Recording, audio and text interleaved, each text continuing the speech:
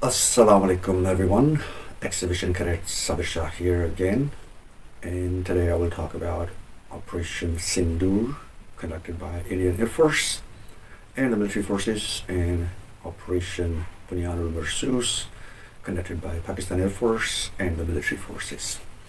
So first of all, as a disclaimer, that I'm not speaking on the behalf of the government of Pakistan or Pakistan Air Force or any of the institutions in Pakistan. So whatever I say is my own observation and my own comments on any incident happened during these days. And the third thing, to the youth of Pakistan, well, we have seen how good is Pakistan Air Force. So join Pakistan Air Force to have a proud future. So let's take a recap. This 10th May, and then before that 7th May, the incidents in the international global political scenario that India accused Pakistan of having a false flag operation in Pahalgam, Kashmir, Indian administrated Kashmir, and right away they blamed Pakistan, and they wanted to attack Pakistan, and then all their media started becoming a war zone. And it's really ridiculous to see Indian media at this time instigating a global catastrophe, because both the countries are nuclear, and if any country is cornered back, no matter it's India or Pakistan, they would retaliate, keeping the culture in mind. Both of them are capable, and there's no history apart from the US dropping 2 nuclear bombs on Hiroshima and Nagasaki. This would have been the third example. And the imminent threat is still there. Indian media and the government of India and BJP and RSS, the terrorist organization, BJP is working as a political wing of the RSS, the terrorists, Hindutva. So that's the punchline. Now let's come to when it started. It started on May 6th and 7th, the night between them, when Pakistan found out that there's a big mobilization towards the other side of the border, and we detected those ones. Pakistan Air Force, Pakistan's air defense detected them, and then right away started their countermeasure. Now, if you see the video of a famous YouTuber, an XF-16 pilot, CW Lemon, and he did a video just yesterday on the same issue. He was debriefing of the Deputy Chief of Air Staff Operations, Mr. Air Vice Marshal Aurangzeb. By the way, he has become a big celebrity in Pakistan for his probably the looks and probably the way he presented and he showed the results. So that was he's a huge personality in Pakistan at the moment. Fans club is increasing, top one on the trend in Pakistan, on Twitter, on X, on Facebook, Instagram. And well, this is Pakistan Air Force for you. He was a spokesperson and actually behind the whole thing as well, so he knew everything from inside out. And the present leadership of Pakistan Air Force is better than the previous ones. I'm not saying the previous ones are bad. Nope, everyone has its own role. And Mr. Zairuddin Babar Sidhu Sahab, the President Chief of Air Staff, has done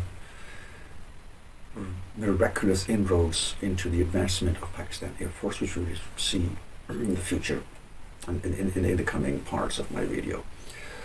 So, Mr. Aurangzeb in detail did that press conference for about 8 minutes, and CW Lemon, he made comments on that one, and he himself is an ex-F-16 pilot, so he knows what he was talking in the press conference. So I will talk about a few things on that. So on May 6th and 7th, India tried to invade the terrorists in Pakistan and killed our children. By the way, we did reply them. The missiles we sent, the names of the kids were written, which India martyred. Targeting civilians is never ever anything. I mean, it shouldn't be done. And targeting kids is another thing. So that was a very disgraceful part on Indian Air Force. I don't know how their Air Force is trained, but my course mates, two of them have given their lives. Flight Lieutenant Tosif and Wing Commander Fayaz, and they had all the options to, just get out of the aircraft, but because the civilians were going to be harmed if they would have ejected out, and they chose not to eject. They gave their own lives by saving hundreds on the ground. But this spirit, this thing seems like absent from Indian Air Force, and targeting civilians, that was a bad thing. So how we detected those planes, the PF, our air defense system, is basically controlled by two or three things. And I'll just give you a vague figure that how it is connected. So the thing is that all the aircrafts under the present leadership, all the aircrafts, all the ground staff, the Army, the Navy, they're connected through one joint, you could say, control room. Like the movies you see. It is exactly like that, rather more than that in reality. So all the aircrafts, all the tanks, all the jammers, anything moving the vehicles outside, which is part of the war, is connected to a central room. And that room is connected to the satellite. And there are 15 satellites in the air that monitor every situation in the air, on the ground. Apart from that, we have AWACS, we have SABs, SAB 2000s. So every pilot knows what it's like to be. So here I will mention C.W. Limon when he said that when India actually flew 72 of their aircrafts, Indian Air Force, into there, and he was being appreciated. Picked up from the north and the center by 0012, our response was activated. The IF started to get their fighters get airborne in large numbers. By the time it has come to 12:30, we were pretty sure that this is going to be the day and the time to knock some sense into these guys once again. All right. So the fact that they got this many aircraft airborne is a pretty big deal by itself. I mean, maintenance is doing their best to make sure all the aircraft are ready. The ammo troops, making sure everything is armed. Had to have all the pilots. They had to be briefed. Everybody had to know the plan. Just getting this many aircraft airborne and creating this event is a big deal by itself. The risk being deconfliction, running into each other, keeping track of where everybody is, fratricide, and just basic deconfliction for a large event like this. It's it's a pretty big deal. Well, yes, because how an aircraft is maintained, how it gets into air, how it goes and attacks. Yes, this is a remarkable job, but they had the incident of Pahalgam happened on April 22nd, and they attacked on May 6th evening. So roughly 13 days they prepared for 13 days to have this attack. And as soon as the first blip appeared on Pakistani radars, the screens in front of the air defense staff, that, oh, someone is airborne, and then someone else is airborne too. So 2 minutes it took Pakistan Air Force to have the retaliation started, to defend the nation started within 2 minutes. They had 14 days to launch their attack, and we had 2 minutes to counterattack. And by 12:30, as per AVM, Air Vice Marshal Aurangzeb, our 48 or 42 aircrafts were airborne already. So I think PAF was more prepared than IAF, Indian Air Force. They took 14 days, and we're always combat ready. Our strength is being ready for combat every time, and everything Pakistani pilots are trained, it's 1 against 3. So it's not 1-on-1. Every Pakistani pilot has, even in dogfights, there was no dogfight, by the way, it was a BVR, beyond visual range, which I'll come later. So even the dogfight, 3-on-1, keeping third generation can't fight, the fourth generation aircrafts in close fight as well. But that, like Indians claim that the MiG-21 shot F-16, that's again a later story. Well, rather I should cover it now. If they have shot their the F-16 back in the Balakot attack, then there should be the evidence, like the way our AVM Aurangzeb presented in the press conference to the international media live with all the screens and their recordings, and he showed that that was a blip we saw, and that was a missile we fired, and that's when the heat signal was gone. So India has never came up with those kind of things. And apart from that, we have so if they accused us of F-16 being shot, the Lockheed and the US government came up with official statement that all the F-16s in Pakistan, they have counted and they are full in number. So they don't reproduce. So I think I should finish it here. Talk to the US people, maybe they are lying, so go catch their necks. You cannot shoot an F-16 with a MiG-21 Bison, period. Coming back. We have claimed that we have shot down their 5 airplanes, and 3 of them are Rafales, the 4.5 generation. And CW Lemon was a bit reluctant about that. He said, well, there's no confirmation of that one. Well, the confirmation has come, and Indian Air Force personnel who was conducting the press conference, he was asked the same question, and he said, platforms including Rafale, Pakistan claiming that Rafale has been downed, etc. Can you put that question to rest and clarify on that? I guess that question is for me. All right, I'm happy that you've asked this question. You know, we are in a combat scenario, and losses are a part of combat. Losses are part of combat, which tells very clearly. He would have said straightforwardly, no. But I think that's a good part on him that he didn't lie. So he actually, if you know, say, I would say that he confessed that yes, there were losses, but he didn't say the name of Rafale. But the French media also confirmed at least one Rafale, the BS 001, BS bullshit. I don't know. The tail was there. So the claim Pakistan made had not been denied by India. Well, when they claimed for our F-16, we denied them on every level we could deny it because it didn't happen. So it's our rivals' turn now to come up with the proofs that all the Rafales are in the hangars. Period. It won't take much time. Or let the French come up and say the same thing. We will accept it. Right, because it's beyond visual range, and the proofs we have electronically, digitally, proves that Rafale had been 3 of Rafales, 1 MiG-29 and 1 Sukhoi 30, and again Russians got beaten in this one. So after the 7th May, on the very next day from the 8th, India started sending Israeli drones, which we captured.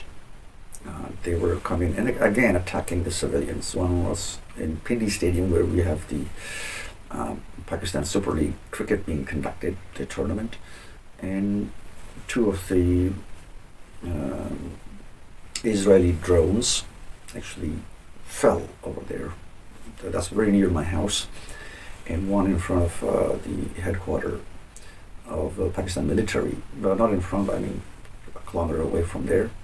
But they did reach there, and they were all civilians were being targeted even through these Israeli drones, and that's again a crime of war. But Pakistan did not panic, and we were trying to see what these drones are. Pakistan successfully monitored and some of the drones even were allowed to get in, to see their capability, that how far can they go. So some of them have even fallen in Afghanistan. Confirmed reports, because they couldn't find. They are basically the spy drones, and whenever an air defense system is on, they just maneuver themselves and start going towards that vehicle or whatever it is mounted on. So Pakistan is equipped with HQ-9s, or long missile, anti-missile like S-400 given by China. Thank you, China. And we didn't activate them when they started sending the drones. That drone is about $1 million each, and they sent about 100, and we did down all of them. 128 is a figure, official figure that Pakistan is down. Only one of them made a little bit of damage on Lahore airport, because that's an airport, and there was a vehicle mounted there. All the airport security is that belongs to Pakistan military. So there was the one which detected the air defense truck, and they turned their jammers on. I mean, whatever they had, they activated their radar, and then they wanted to shoot them back. But that was a time when that drone hit that vehicle, and 4 of our army personnel got injured in that one. So that was not a huge. I mean, out of 128, only one targeted a civilian airport place and hit one of the. Of course, all the airports, their securities is responsible. The Pakistan military is responsible for the security. So yeah, so 128 drones. So that would be $128 million, and just to get 4 military people injured. Bravo, good.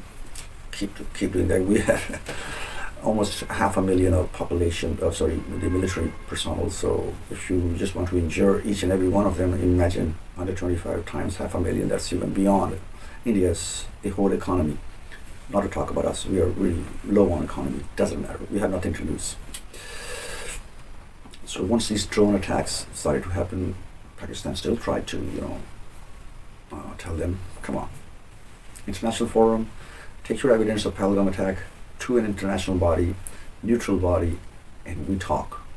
But India was being, rafale aayega to sab kuch ho jayega. That was the Surrender Modi.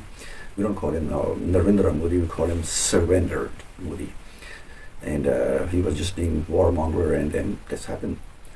So once this Israeli drones were also shot down, and then that was neutralized too. Then on the evening of 9th May, again, Mr. Air Vice Marshal. I am Deputy Chief of Air Staff Operations. I'll pick up from where I left day before yesterday.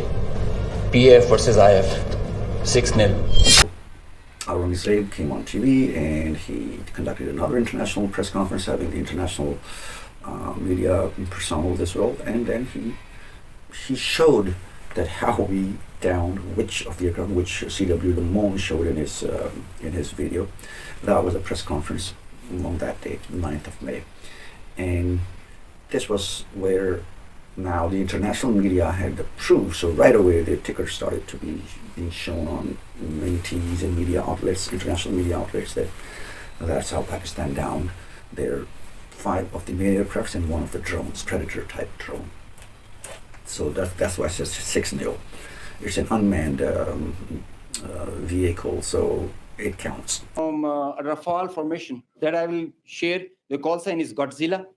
As soon as those animals are extinct, so this one also got extinct. I love the trash talking in the middle of the brief.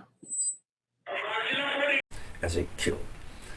And that's when India got panic, and they started throwing ballistic missiles on 3 of our air bases, which was one of them was the Nur Khan base, and the again unofficial rumors are there, because Nur Khan base was the ex-Islamabad airport of Pakistan, which has been shifted out from Rawalpindi city to Islamabad. I live very near to the old airport, and that has been changed into Nur Khan base, as called as Chaklala Air Base. So that's our transport wing squadron, and all the chartered aircrafts, all the VIP aircrafts, all the C-130s, all the cargo airplanes are stationed there. That's, I mean, from my childhood I've seen that airport functional. Back then it was A5s and I think FT6. That squadron was there, 2 of the squadrons, and that was hit. And the rumors were that an international delegation of Gulf countries just took off an hour ago, and the cricketers, Pakistan Standard Super Leagues, international cricketers who were flying to Dubai, they also just took off. So India actually did, again, a cowardly thing, trying to attack those two. Totally have nothing to do with the war. Especially the Arab world delegation was there to solve the problem, and yet I think they were the targets. But we neutralized their target using HQ-9P, and it was neutralized. My family lives right on runway 12. This runway 30, runway 12. So our house, the house where I grew up, is located right next to runway 12, like a kilometer away. But I mean, it's fenced and no one can go in. But you see every single day the takeoffs and landings of the aircrafts. So things got to normal. Then the two other bases at different points were also, I don't want to say the names, were attacked and neutralized. And then some drones were sent into the civil area in Lahore, phase 6. So that was the turning point. That was the time when, because Pakistan was already prepared. We showed them back in Operation Swift Retort. So it was prepared. So the way Indians took 14 days to prepare this thing, but Pakistani pilots are trained from day one. I mean, being a cadet, has flown BFMs, basic fighting maneuvers. It's like dogfight. So let's do a bit of comparison between Indian Air Force and Pakistani Air Force. Why are pilots, no matter they don't accept, but anyone neutral would accept that Indian Air Force was no match to Pakistan Air Force. The pilot's requirement to be recruited is 16 years of age to 20 years of age in Pakistan. India, 20 years of age to 24. When I joined Pakistan Air Force, I wasn't even 18. I was about 17 years and 9 months old. When I did my first solo, 27th of February 1995, I wasn't even 19. I was 18 years and 11 months and a few days old. So a kid going at this age into a combat training, I was a kid, a teenager, where you can brainwash, let's simply say, yeah, you can change my mindset, because that age is not even, many countries even don't allow people to drive cars at that age. But we fly planes, aircrafts, and how long after? 13 hours. We have to go full-fledged solo without any instructor on the right side, or in tendency to at the back side. But Indian Air Force sends their first supervised solo after 50 hours. So they don't even trust their pilots. And flying Coffin is their airplanes, they're not ours. And we are flying Mirages, which are older than MiG-21s and still active. And in this war, they have also played a very particular role. Because Indian media was trying, I also hear their media as well, they were saying that, they were laser-guided bombs. And I think they were talking about H-4. Again, it's an indigenous missile system, which is guided by laser, and only Mirages are equipped with that. So thank you for confirming. Again, all statements are unofficial. Nothing is official, and I don't get any information from my ex-course mates. No, it's a total secret. No one knows about anything. So anyone saying bullshit about he knows this happened, blah blah blah, is wrong. Nope. You can observe. You can give out a verdict. So I think Mirages were also used, and H-4s were used. J Defenders, of course, they were part of it. F-16s, yes, and J-10C. Now the thing about now let's come back to the claim Pakistan made. This is my final assumption, because the war is over, ceasefire has happened, so back to neutral. And now the thing which Pakistan was saying at the beginning, India is doing that now. That talk on a neutral venue and sort out that who did Pahalgam attack. And I'm telling you, Indian Army would be convicted for that. Not conviction in a sense, but they will be proven guilty, because as per my previous video, you could see it, even a person like me who is not even at the area can easily figure out that this was a false flag attack. So anyhow, objectives of the war have been gained or not, time would tell. And the other objectives were totally political, and Pakistan were defending their nation, although we did fail in saving many of the civilians, which we could have. But I mean, in front of a hypersonic missile, BrahMos, they fired on civilians, and the time duration and the distance between India and Pakistan is too short. So the air dome was not that effective, although we did neutralize, we did jam their signals, and some of the missiles overshot their targets.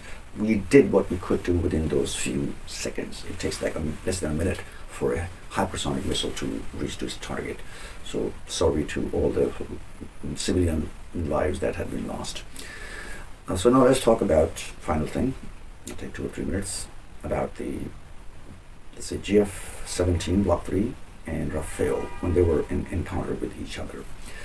Rafale is again, very capable aircraft. Of course, it's 4+ generation aircraft and equipped with Meteor BBRs, and the stealth technology, semi-stealth it is.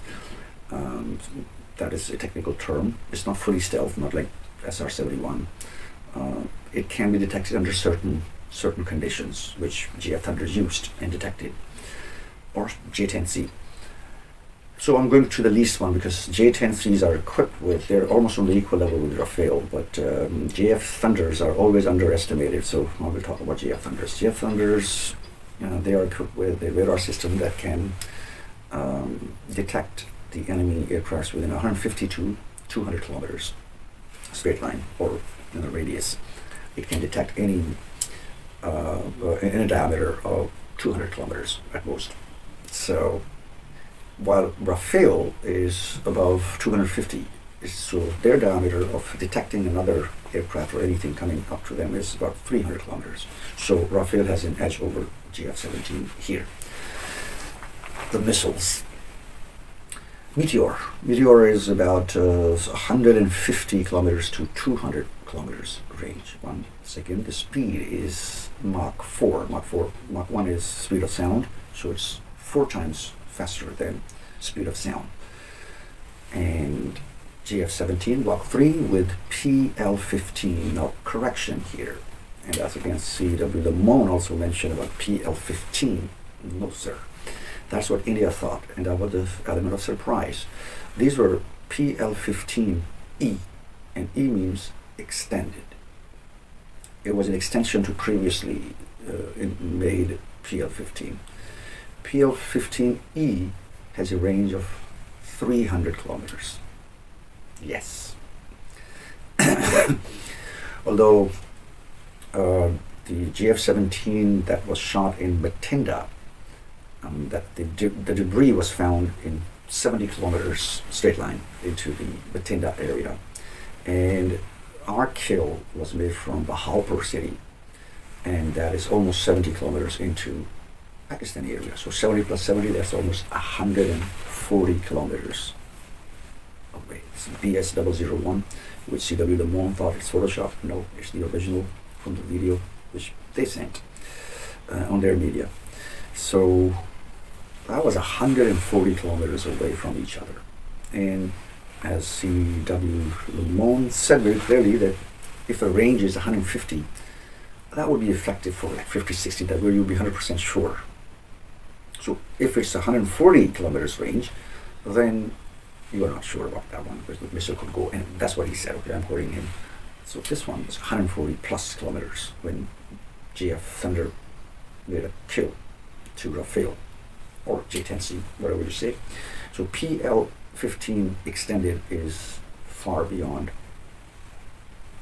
the Meteors. Meteors are 150 to 200 kilometers of range, which was an edge before Pakistan inducted PL-15, thanks to China again. For J-10C, thanks to China again. For all the satellite cyber linked, thanks to China again. So Chinese technology rocked, and Western technology. PL-15E speed is Mach 5. So if Rafale and JF-17, they shoot missiles at each other at the same time. JF-17 Block 3's PL-15E would hit, from this distance, from 140 kilometers away, would hit Rafale 30 seconds before Rafale's Meteor hits JF-17. So it used to be first kill and first shot. When you see it first and then you make a kill, you would be the, triumphant. No. JF-17, over 100 kilometers range, it has an edge of 30 seconds. If JF-17 shoots first, bye-bye. Ta-ta. Flares or stall your engine, get your heat signal off and run away. How, I don't know.